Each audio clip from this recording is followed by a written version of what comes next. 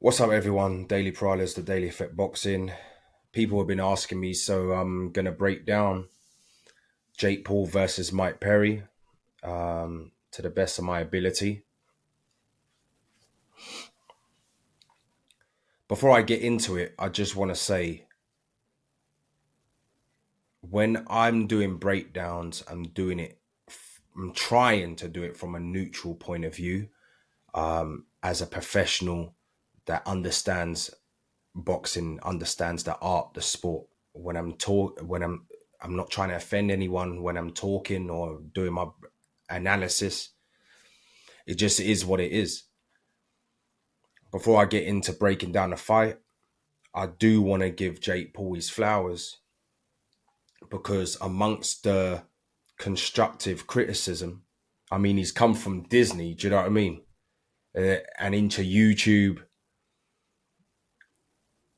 And it takes a lot of guts to come from that space into a brutal sport where the risks are death, which I've explained. As an ambassador of the sport, I've explained about how dangerous boxing is and the risks involved, and that you can die. When you take that walk to the ring, it could be your last time your loved ones see you, your friends and family, etc. So I respect him from coming from that world and into this space and putting himself on the line basically in front of thousands and millions of people. The other thing I respect him for is the way he's managed his boxing career, if you want to call it a boxing career, the way he's managed his boxing career.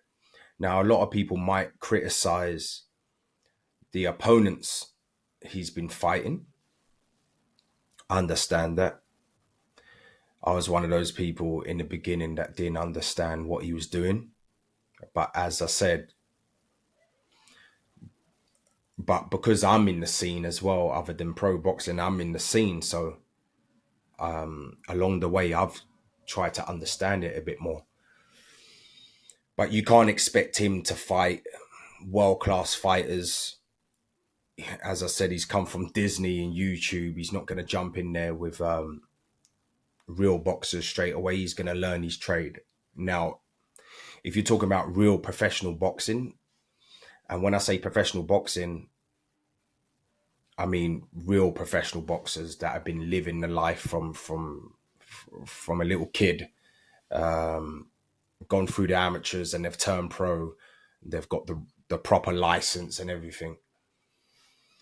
When they first turn pro, if you're a prospect, you're not having really 50-50 fights straight away. You're fighting journeyman. So for people that don't know what a journeyman is someone that's lost more than they've won. They're not there to purposely lose. Let's say they're there to give you a test, to give you some lessons, because there's a lot of things involved when you're professional, when you first turn in professional. It's different from amateur boxing. Amateur boxing is a total different sport. So it's like starting again. So you have to learn on the job, taking that ring walk for the first time, wearing different size gloves, 8-ounce gloves if you're welterweight and below, 10-ounce if you're welterweight and above. And if you see these gloves, I mean, my pro fighters, they had the same, a lot of them had the same response when the commission gave them the gloves that they were going to fight in. And they were like, "Coach, this is what we're fighting in." And I'm like, "Yeah, welcome to professional boxing, life or death." You know what I mean? So there's a lot of things involved that you have to get used to. And as I said, it's a dangerous sport. So you have to, learn your trade. And you're not going to do that by going in straight away with a dangerous opponent or someone that's better than you, or a 50-50 fight or whatever. Some people have to take 50-50 fights because they haven't been blessed to start off their career with a big promoter that's looking after them and guiding their career. So they have to go in the deep end and prove themselves just so those big promoters can pay attention to them. But if you are getting looked after the right way, because I'm not only a trainer, I'm a boxing manager as well. So if you are getting looked after the right way, that's what you would do. You would start off fighting these journeymen. Me personally, I try to find tough journeymen in the beginning of their careers. I don't want walkovers where you can just knock them out in 2 seconds. And it's also about finding the balance as well, because you can find someone that's undefeated, that's 10-0, for example, and you've only had 4 pro fights, but that 10-0 on paper looks good to the public. But when you do your research, you understand that guy has been fighting nobodies, and maybe he's not from this country, and hasn't fought the level of he hasn't fought good enough opponents. Like, the level is just not there. So you weigh it up, you look at the film, you study and everything. We're like, you know what, we can take that 10-0 fighter. It will look good on our record. So it's about managing it, having a good team around you, have a good manager, promoter that can build you. And as you go along the way, those tests are meant to get harder and harder and harder. Even the best, Floyd Mayweather, I think up until about 14, 15 fights, he was still fighting a lot of fighters with losing records. Anthony Joshua, the same thing, and just giving examples. So it's a normal thing to fight journeyman in the beginning of your career. But there comes a time where things have to change. So because we're talking about Jake Paul, I understand he's had to learn his trade. And in the beginning, I don't think he had the mentality of a real fighter, you know. And when I say real fighter, my personal opinion, real fighters are fighters that have come from hardship. They've come from nothing, no money, no. If you look at majority, 90% of boxers' background, their story and where they've come from, trust me, it's a hard life. Whether their parents are drug addicts, whether they got left in foster homes, whether they got abused, you know, whether they had to turn to boxing to make money for the family so the family could live. Whereas Jake Paul, he's come into boxing already rich. So in the beginning, his mentality, he didn't have that killer mentality. And I still think he doesn't have that killer mentality. It looks like it because of the level of opponents he's fighting. And this is what I'm saying. I'm going to get to this. And that being said, as I said, I give him his flowers for what he's done, bringing attention to the sport and going about it like a businessman, because that's what professional boxing is. It's a business as well. It's not just about getting in there and just fighting anyone. You got to fight the right people for the right money. And he's been smart businessman because he's picked opponents where he can learn along the way, but also sell tickets and generate a lot of attention. So I'm just going to get up his boxing records so we can go through it before we start analyzing this fight. I'm going to go through it. So Jake Paul, as it stands, has had 10 fights, 9 wins, 1 loss, and he's knocked out 6 opponents. So if we go through it from the beginning, he fought Gib. Perfect fight for a first fight. They're both from the same kind of scene, YouTube. So that's a fair fight. And Jake Paul, actually, I liked him in that fight. He showed good fundamentals. I don't even know who was training him at that point because he showed good fundamentals. I know he fought Deji before Gib, but officially on boxrec as a pro boxer, Gib was is his first one, you know. And I don't know who was training him, but he was showing good fundamentals, good jab and everything. Actually, Jake Paul, I think he's better when he's lighter. what he's weighing now, I don't think he should be that heavy because it really affects your performance. So we'll get into that later. Fight 2 was Nate Robinson. I gather he was an NBA basketball player or ex-NBA basketball player. Again, we can forgive him because it's only his second fight. He's learning. So we can look at Gibb and Nate Robinson like journeymen, because Gibb is inexperienced as well. In my eyes. You know what I mean? In my eyes. Third fight, Ben Askren. Ben Askren, MMA fighter. Now, let me talk to you about MMA fighters. MMA fighters, a lot of them are not really great when they transition into boxing because, again, it's a totally different sport. A lot of them fight square. I've trained at MMA. I do train at MMA fighter for his stand-up, so I understand that the reason why they stand square is because they need to kick and avoid kicks, etc., and defend kicks. So a lot of them come into boxing, fighting square. And actually, Mike Perry in this fight was fighting square. But Ben Askren, again, good matchmaking because Ben Askren is having his first boxing fight, MMA fighter. Obviously, they've done their homework. Ben Askren was never going to trouble anyone. So, yeah, a fair fight. Tyron Woodley.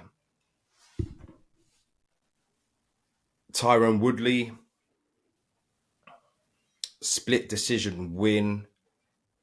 Again, MMA fighter, smart matchmaking because although Tyron Woodley was a beast in MMA, knocking people out, as I said, it's a total different sport when you step into a boxing ring. Like, for example, if I was to spar an MMA fighter, it would be so easy for me. You know what I mean? It's because you can see everything they're going to do. They're not used to boxing. Boxing is a total different game. So again, smart matchmaking. But at the same time, respect to Jake Paul because at this point in time, when we're going through this record, Tyron Woodley, looking at that, is more experienced, obviously, than Jake Paul. Jake Paul is still learning. But he needed to sell tickets. He needs to generate attention, so people buy pay-per-view and all this, blah, blah, blah. So Tyron Woodley is a massive star, massive name, but also very limited when it comes to boxing. Just because he lights up people in a cage doesn't mean he can light up people in a boxing ring. It's a total different sport. That being said, Tyron Woodley gave him a good fight in that first fight.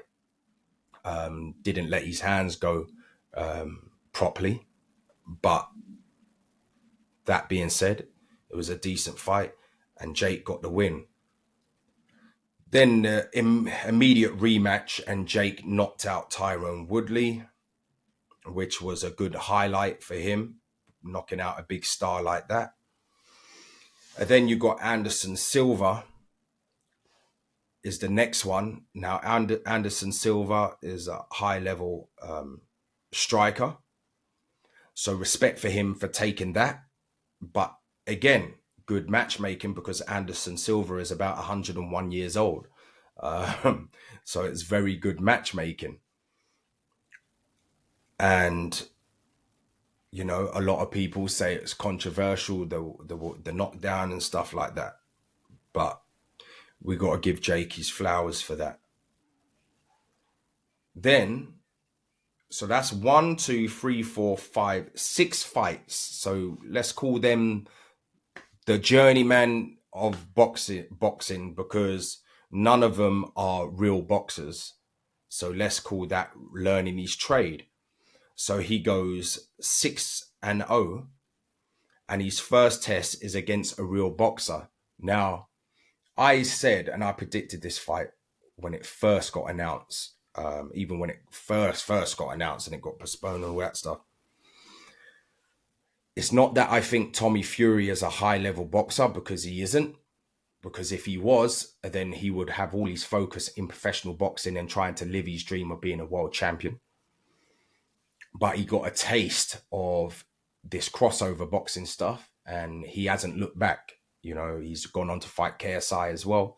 So he's made big checks from just those two fights there. But I did say he's been around boxing long enough. He's a fury. He's been boxing since he's a kid. So the fundamentals, although I don't think Tommy Fury is great, the fundamentals of boxing, which you can't learn in just a few years. Even Kenny, my younger brother, he's still learning and getting a lot of things wrong. You can't learn boxing overnight. So I said the fundamentals will make Tommy Fury win the fight just by boxing and keeping it simple. And he did. And it exposed Jake Paul's boxing ability a little bit in that fight. Because although I don't think Tommy Fury was great, he stuck to the boxing, the fundamentals, and got the job done. You know what I mean? And he exposed Jake in the way where Jake still needs to learn the small details of boxing, like setting up his shots better, using a jab, using feints, level changes, different tempos of punching, head movement, manipulation. And I could go on and on and on, and we'd be here for hours if I went on about the small details of boxing. And hopefully him and his coaches, they continuously trying to build these small details into Jake Paul. So we lost that one. Then we go to Nate Diaz, and he gets a unanimous decision win. Now, Nate Diaz was the smaller guy. Nate Diaz does have good hands, but again, very limited because he's not a natural boxer. Do you know what I mean? Very limited. And you could see in that fight that the sheer size difference, the weight difference played a big factor in that. Because let's be honest, Nate Diaz didn't do too bad, actually. You know what I mean? Apart from, I think he got knocked down. Apart from that, he was just clowning around in there, having fun, making his big check. But the weight difference, you know, it plays a big part in boxing. If you're naturally bigger, and if you've got clauses in contracts, rehydration clauses, I don't know what was in the contracts, and I'm just giving an example. When you got all that into play, and then you've got someone that's coming from so high and they're naturally walking around so big and they're dropping down, and then that their opponent has to come up to where Jake has gone to. So he's already big, but he's dropping down, but he's making the other fighters come up to to where he feels comfortable.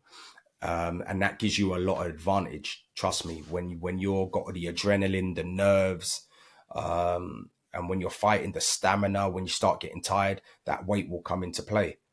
So Jake, again, very good business and very smart. And again, it's an MMA fighter. So he's picking the right kind of fights, because the only boxer that he have said so far has been Tommy Fury, and he lost. In my opinion, he lost convincingly in that fight, even though it was a split decision. But boxing fundamentals wise, he won convincingly. And then he fought after Nate Diaz, Andre August. Now I think that Andre August never had a fight for like 4 years or something like that, before he fought Jake Paul. He was inactive basically. So again, good matchmaking, good business. And before that fight, when people were looking at his record and seeing he's had 11, 1, 10 and only lost one, they're like, ooh, he's fighting a real pro boxer again. So after Tommy Fury, he had Nate Diaz, MMA, then back to a boxer. So for people that don't understand boxing or don't do their research, not experienced with how the levels of a boxer, then they would look at that and go, oh my God, Jake's in a really tough fight. But someone like me, when that fight first got announced, the first thing I done is I went to YouTube, I went to his Instagram, and I went to boxrec. Like I do with my pro fighters when we get opponents, and I studied this guy, and I was like, yeah, good matchmaking. This guy's inactive, and his level is very limited. So Jake Paul was going to win this. You got to remember, Jake Paul. We went and sparred Logan and Jake, but we didn't end up sparring Jake. We sparred Logan. But I remember seeing Jake, and this is when he was going to fight Gibb. I remember seeing Jake, and I was like, you know what? He's got potential, and he bangs hard. And when you can bang, then the rest of it's easy to build around that. So this is what I'm saying. It's very good matchmaking. Then he fought Ryan Borland, another boxer, 17-2. Again, when you look at that record at the time of 16-1, when you look at that record, you're like, wow, this is going to be a tough fight for Jake Paul. But again, if I click on his record and I go on there, he was inactive for 2 years before he fought Jake Paul. The fight before Jake Paul, he fought someone that lost 6 times, won 4, lost 6. Basically, he's fought everyone with losing records. The half decent person he did fight, he lost by majority decision. So again, when you do your research and you go and look at film and study, you're like, yes, Jake Paul's done good business. This guy is definitely going to lose against Jake Paul. Because just because someone's got good records on boxrec, like I said, doesn't mean they're great fighters. Do you know what I mean? It's a bit like Pineda. Pineda, I think he only lost 2 fights before he fought KSI. But then when he fought KSI, he was running around the ring scared to death. You know what I mean? So there's hundreds and hundreds of boxers out there that on paper, they look decent. But when you do your research properly, you understand that they're no good, and they're basically being handed professional boxing license just so they can make some money for themselves, being basically journeymen or high-level journeymen, I'll call it. Then we come to Mike Perry. Mike Perry, MMA again from the MMA world, and I told you how I feel about MMA fighters in boxing. Actually, Floyd Mayweather was the one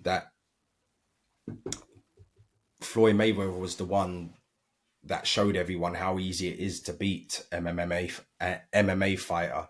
It's not that Conor McGregor is no good at boxing, because he surprised me. He's one of the best strikers in MMA history. But there's a big difference when you can't use your legs, you can't do no takedowns, and you can only use your hands. It's a different energy system. The stamina is different. It's a lot of mental fatigue, because you have to constantly be thinking, moving your feet, moving your head.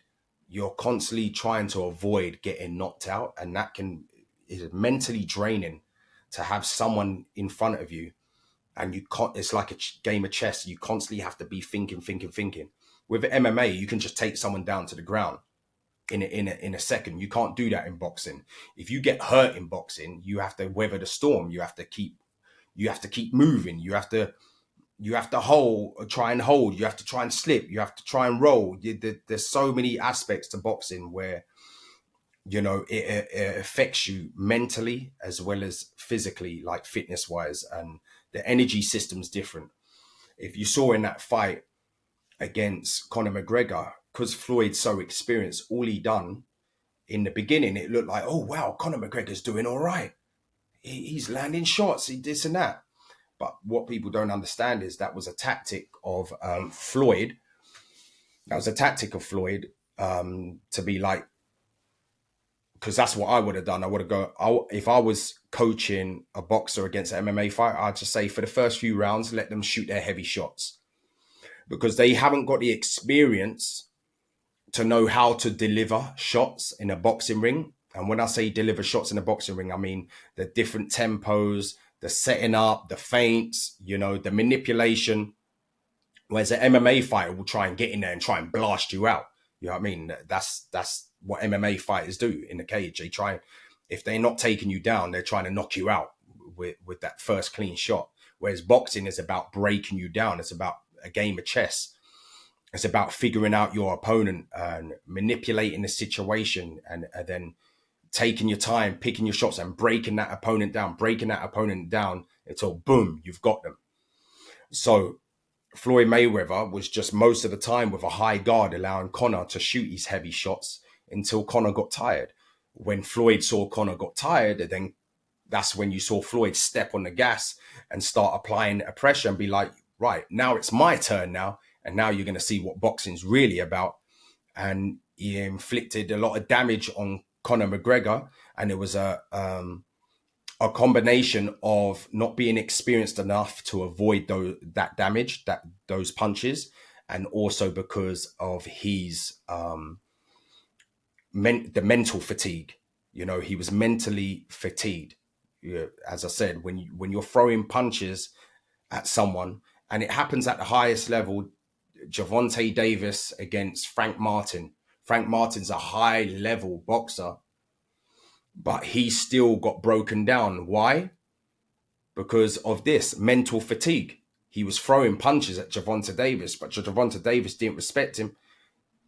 Just kept coming forward with a high guard, allowed him to throw all these heavy shots and, keep allowing him to use his feet, tire him out mentally and physically. And then boom, Gervonta Davis took him out.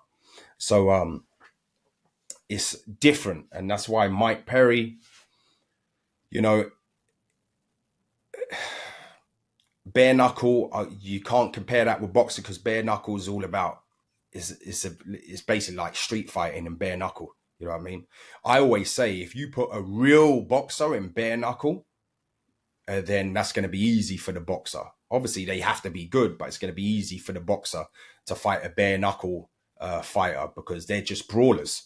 A lot of them are just brawlers. They're not in. They don't know how to use a jab. They don't know how to set up shots. They don't know how to feint. They're just going in there to brawl and to entertain a crowd, which is great. But when you're in a boxing ring, boxing's not about that. It's a we call it a gentleman's sport, man. It's a thinking man's sport. You're playing chess, not checkers. So yeah, Mike Perry, Jake Paul has been in boxing long enough to be able to deal with someone like Mike Perry. Do you know what I mean? Mike Perry's only opportunity would be to land a clean shot. But this is why I respect Jake. He's been in the sport long enough to be learning to the point where he can pick the right opponents like a Mike Perry to make himself look good. Now, if you read in between the lines, you're going to see that Jake makes a lot of mistakes. And this is what I'm saying. Jake has a lot of potential. You can see it in all the fights as it's gone along. You can see how many fights he had now. He's had, again, what was I going to say? 10 fights, 9 wins, 1 loss. He's getting there now. He's getting a lot of experience now. So he's learning on the job, and it's just enough for him to be able to deal with these level opponents that he's fighting. So it's good business. Again, who is he fighting next? A 58-year-old Mike Tyson. Now everyone's going, Mike Tyson going to kill Jake Paul. Why is he going to kill Jake Paul? We're talking about a 58-year-old man here. Let's not get carried away, people. I know it's Mike Tyson, the legend, the most feared, baddest man on the planet. But again, this is good business. It's good business for Jake. It's good business for Mike. They're both going to earn shitloads of money. It's good business for Netflix. And it's good business and marketing for the people that want to watch the fight. Because a lot of people that don't understand boxing, they're just going to see it as Jake versus Mike Tyson. Everyone knows who Mike Tyson is, but they ain't going to see it as like someone like me ain't going to see it like, nah. This is a 58-year-old Mike Tyson that hasn't boxed since 2005, that hasn't had a competitive fight since 2005. You know, he smokes weed all day, every day, bloody doing shrooms and doing God knows what else. And you lot are expecting to see the Mike Tyson of in his prime, the Mike Tyson, the baddest man on the planet. Now, Mike Tyson, one of my all-time great fighters, but 58-year-old Mike Tyson, I'm not saying Mike Tyson can't do it. I'm not saying he can't beat Jake Paul. But what I'm saying is don't be surprised if Jake Paul knocks out Mike Tyson. Yes, I said it. Don't be surprised if Jake Paul knocks out Mike Tyson. We're talking about a young, healthy, active fighter in Jake Paul against an old man. He's not Iron Mike Tyson. He's just Mike Tyson, you know? I hope he beats Jake Paul. From a boxing purist point of view, I hope he beats Mike Tyson. But don't be surprised if Jake gives him a good beating. I think he'd be scared at first, Jake Paul, if my honest opinion. I think he'd be scared. But once the fight settles in, I don't know. It's just, it all depends how serious Mike takes the training to give himself a chance of doing all the rounds. I still feel like it's going to go all the way to the end. And there's something in it where Mike doesn't get hurt. I just got that feeling. But I don't like the fight, but I understand it. You know, when people are chucking a lot of money at you, it's very hard to not accept, even at 58 years of age. But let's get to the fight. So, as I said, Jake Paul is now 9-1. That one loss to Tommy Fury. Tommy Fury getting a lot of money out of the two fights he had against Jake and KSI. I think KSI done better than Jake Paul against Tommy Fury. KSI made it a rough and awkward fight for Tommy Fury, whereas Jake Paul, he went in there trying to box Tommy Fury, and you can't box the boxer if you are not a boxer with boxing experience. You know, he's only 10 fights in. And he's come from Disney and YouTube. He hasn't been fighting like Tommy Fury since a little kid. You understand what I'm saying? So there's a lot that goes in to boxing. But as I said, I do give him his flowers. But now, before I go through the breakdown, I will say this though. You can't keep calling yourself a boxer and then get on the microphone and be calling out after the fight a 58-year-old Mike Tyson and an MMA fight, Alex Pereira. As good as Alex Pereira is, we just want Jake to back up his words of being a boxer and see him. I think it's time now. He's had 10 pro fights now. 10 pro fights. It's time now that he tests himself against an active pro fighter, a proper pro fighter, because he done it with Tommy Fury and he lost. So that's what I'm saying. When you go through his record and who he's fought, he's been very smart. With the opponents that he's picked, he's being very smart. And the one fighter that he picked to show that he's a legitimate boxer, he got beat by Tommy Fury, and I don't rate Tommy Fury highly, you know. So he needs another fight like a Tommy Fury, but an active one that's very active, one that hasn't been laying on the couch couch for 2 years, 4 years, like freaking Andre August and Ryan Borland or whatever his name is.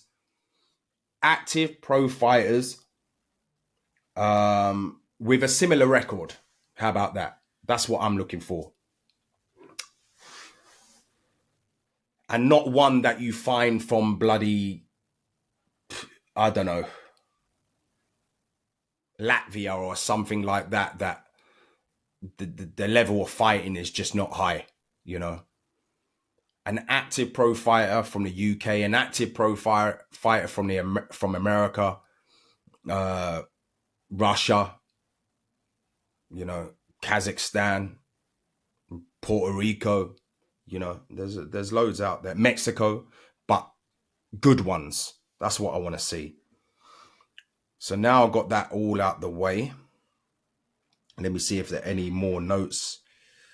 Yeah, I covered it all. So let's get into this fight because I want to see in these highlights here. We do a little breakdown. So let me pause it there. Already, you can see there's a little bit of height difference. The weight plays a big part in boxing, the weight. Especially if you've got someone, obviously, Jake's 200 pounds. He's coming from a much higher weight to be 200 pounds. Whereas Mike Perry, obviously, is struggling to even make 200 pounds. So there's a massive weight advantage. And then the reach is massive as well. So when you got someone that's not experienced in boxing, like Jake is more experienced than Mike Perry in boxing. You know what I mean? And it's a total different sport, as I mentioned. And when you've got someone that's breaking you down physically and mentally, that weight is going to be a big factor.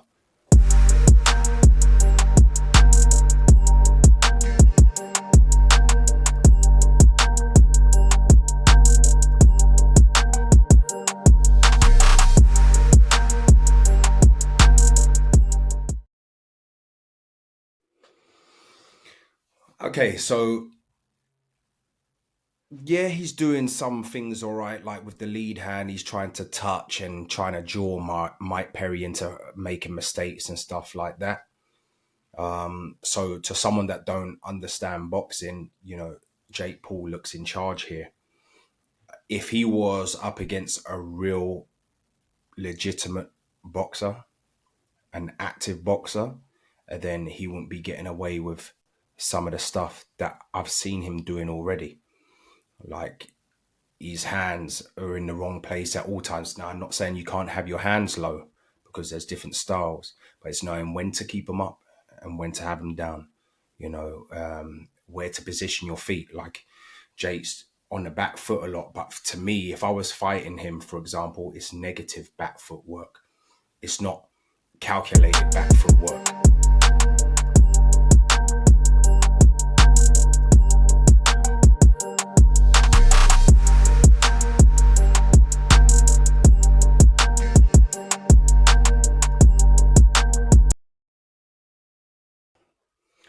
So that knockdown right there was more of a clubbing shot. It didn't hurt Mike Perry, but it's still a legitimate knockdown.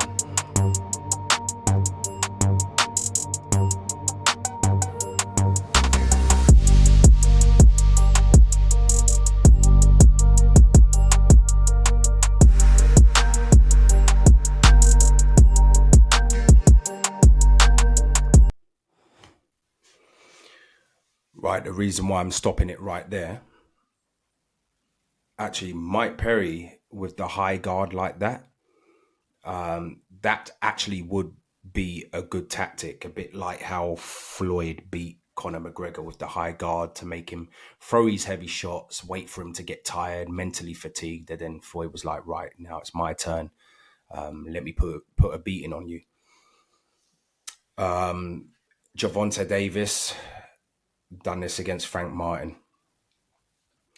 But Mike Perry don't have the experience or the expertise as a boxer to be able to expose Jake Paul here, because off the high guard, what he could have done was just literally dip, take a little squat, a springing squat, as I like to call it, a springing squat, sit underneath that jab.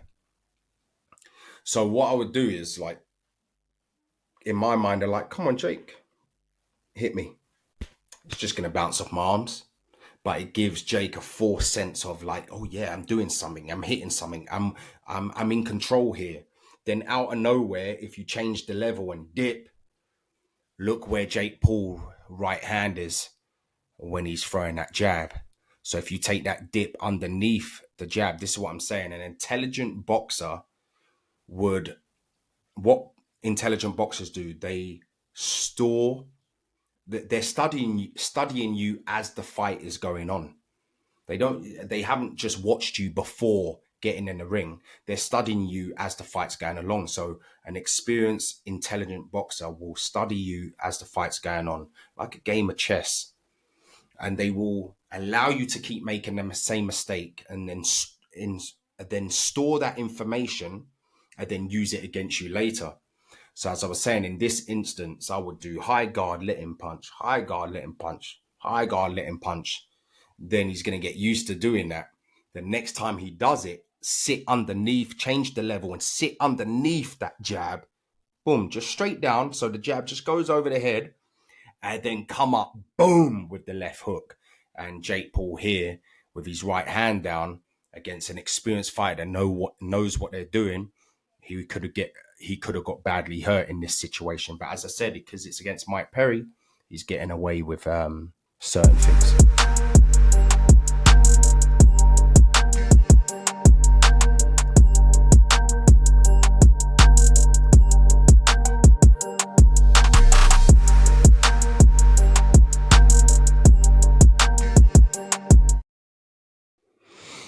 So I'm going to rewind that part there.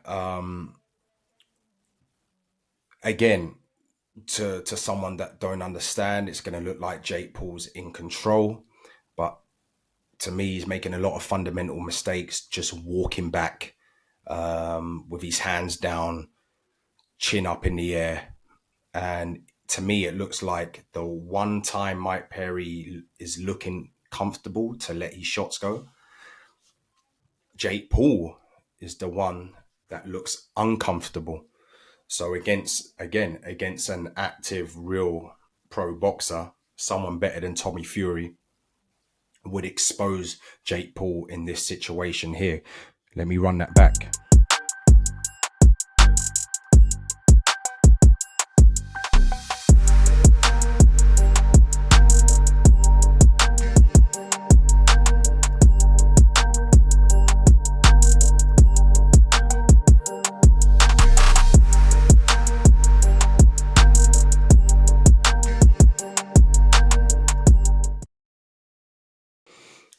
So there you go.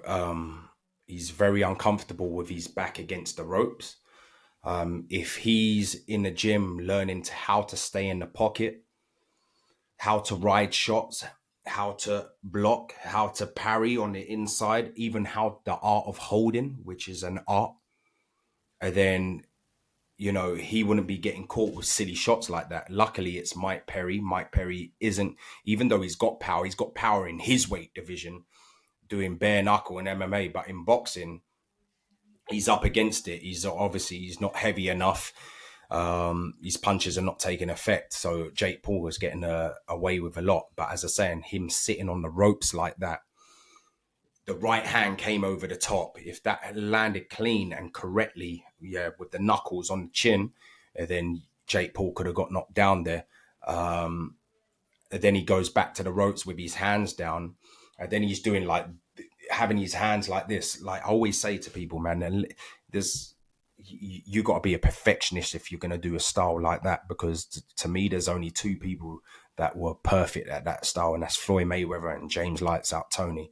It's not that I don't teach that style, but it has to be a certain kind of person that can do that. Basically, you have to be naturally gifted with your reflexes and you know, to pull that kind of style off. So as I said, he looks very uncomfortable on the ropes. It looks like if he's in there against someone aggressive, that's someone with a good IQ, boxing IQ, that knows how to cut the ring, that knows how to close the distance behind feints, behind level changes, behind footwork, behind head movement, and then Jake Paul could be in trouble. You understand what I'm saying?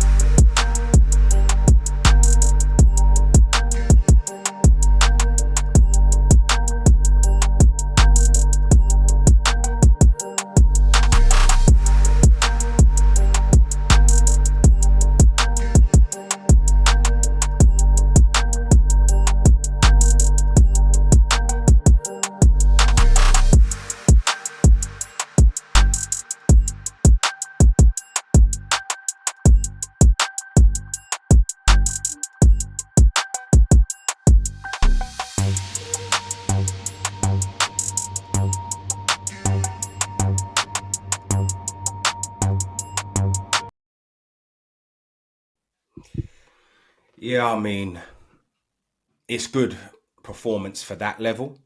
Um, but as I said, he's making a lot of mistakes. There was one part there where he's square throwing a load of punches and having no awareness that something could come back at any time. Maybe you just don't respect Mike Perry, and that's what it is.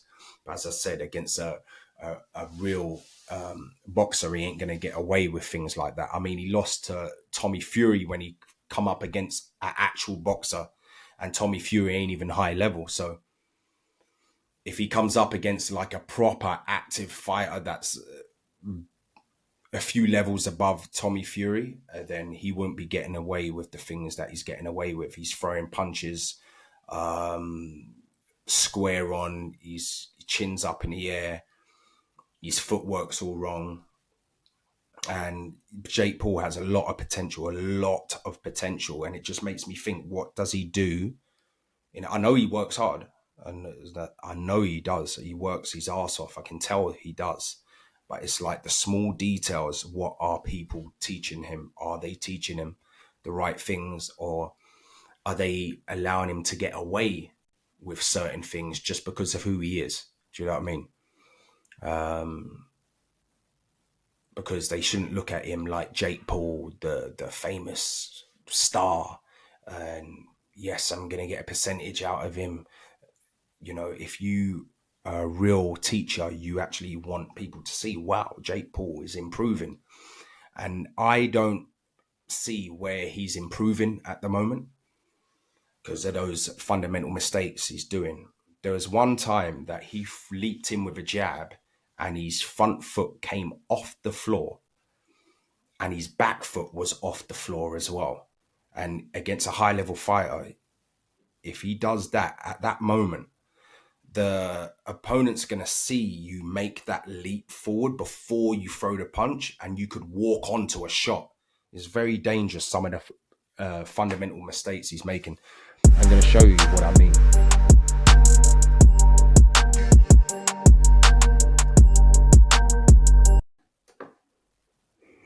Now I'm going to show you again. Now watch out.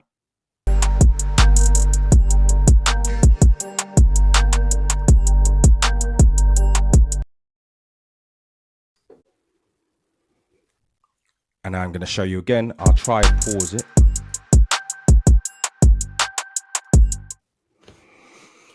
Okay, right there. Obviously, his front foot came off higher. It came off the canvas higher than that. That's what I'm saying. For one, Mike Perry, look at Mike Perry, he's square on.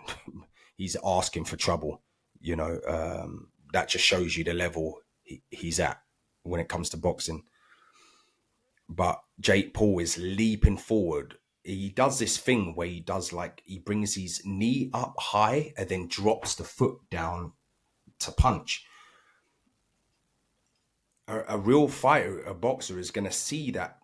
He's going to see that movement with the front leg and either get out the way or he's going to beat him to the punch. And it's very dangerous. Look at the back foot as well. There's no stability on the back foot. The whole foot is off the canvas. So there's no stability there. As I said, he's getting away with it because it's against Mike Perry. Now, I don't know how long ago this pad work was. I think it was before the Anderson Silva fight or preparing for Anderson Silva. I don't know what year this is, but he does the same thing. Watch.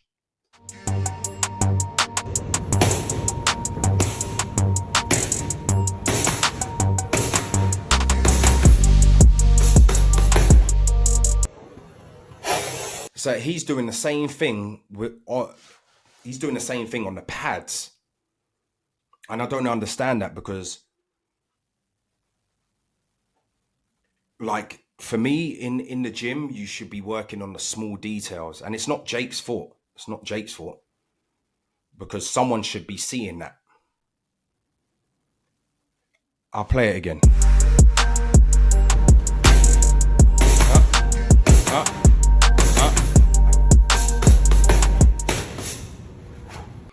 So he's bringing like it's like a hut. He brings his knee high and then slams the foot down on the ground. Like, you know, experienced fighter is gonna see that all day long. So that's what I'm saying. I see everything. So,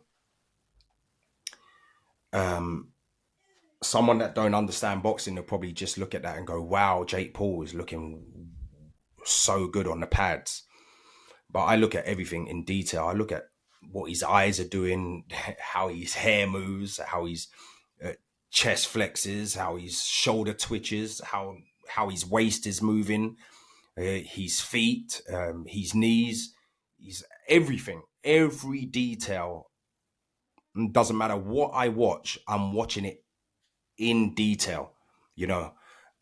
So I saw that, and I didn't even bring it up because obviously I wasn't bothered about the fight, you know what I mean? So I didn't bring it up at the time.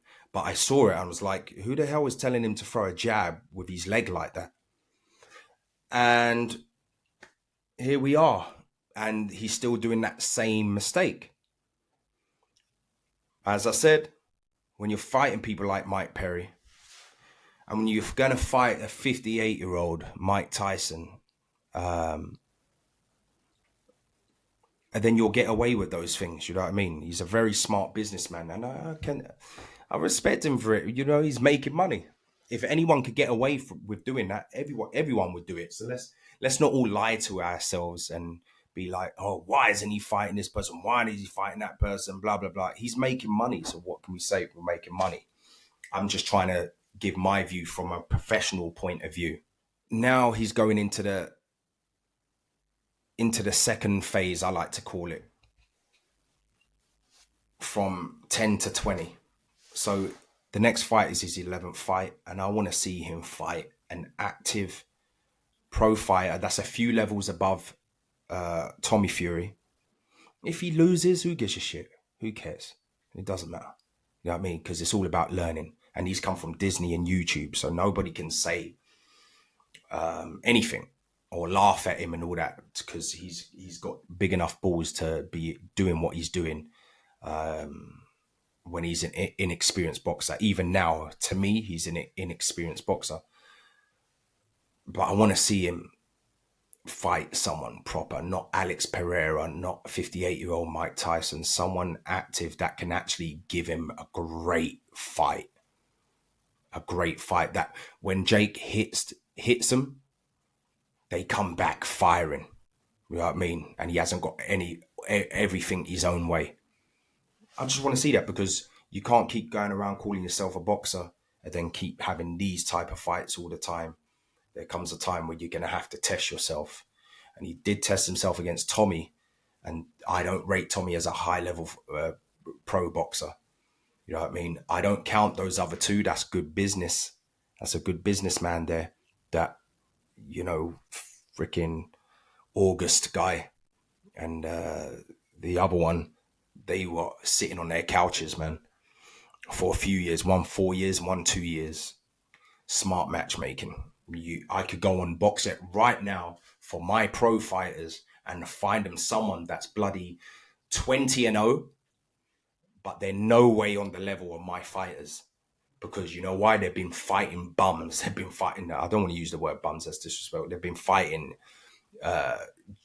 journeymen that are at a low level, because you've got different level of journeymen. You've got low level journeymen, you've got the mid level journeymen, you've got high class journeymen, the ones that could on their day cause an upset. So there's different level. So you can easily go out there, find someone on boxrec, match them up. And if you don't know boxing, you'll be like, oh, wow, he's got a hard fight, Jake. When really he hasn't. So I want to see him in a legitimate fight with a real pro boxer that's going to give him a test. And win, lose, or draw, it doesn't matter. That's just what I want to see. Peace.